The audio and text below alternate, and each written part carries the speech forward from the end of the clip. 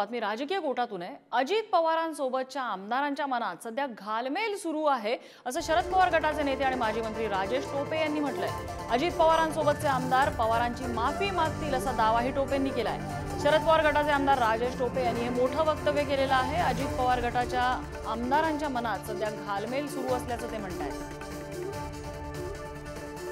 आज जी त्यांच्या मनात भीती आहे ती भीती जर कदाचित लोकसभेत बीजेपी आलंच नाही तर मग आपण बघू, मग त्यावेळी आपण पवार साहेबांना परत जाऊन भेटूया, परत जाऊन बोलूया आणि आपली माफी मागूया। वर त्यांची अस्वस्थता दिसत नसेल तरी मला पूर्ण खात्री आहे की आतून अस्वस्थ आहेत। हे सगळे एकत्र राहून जर चांगलं झालं असतं तर राज्य आमचंच आलं असतं 101%, 1000%। त्याच्यामुळे प्रश्न एवढाच आहे की आता जे घडलं त्याच्यात काय नियतीत दडलेलं आहे मला माहिती नाही।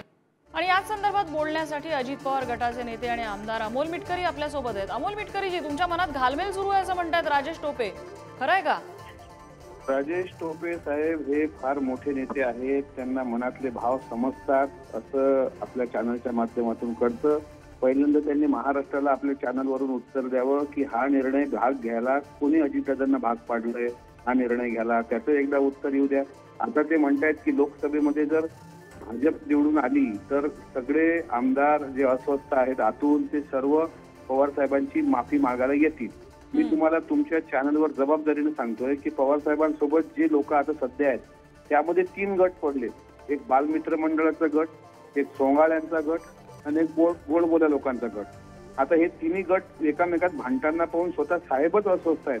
त्यामुळे ऐनवेळी साहेबच अजितदादांना पाठिंबा देतील, सांगतील की माझ्यासोबत जे फौज होती ते कुचकामी आहे, ती फक्त आणि फक्त कोणी रामाचा अपमान करते, कोणी रामदास काय मांसाहारी होते म्हणते आणि त्यांच्याच चांगल्या एकामेकाच्या पायात नाही।